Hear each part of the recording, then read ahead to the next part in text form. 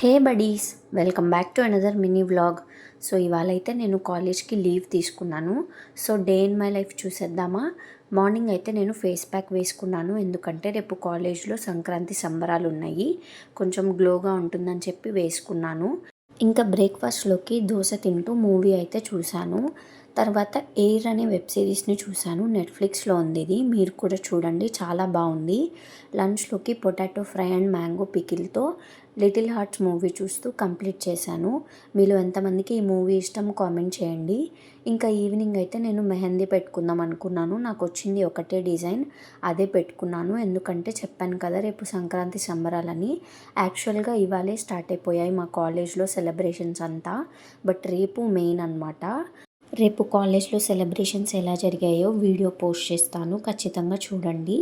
ఇంకా కోన్ పెట్టుకునే టైంకి అక్క కాల్ చేస్తే మాట్లాడాను. That's it guys, subscribe.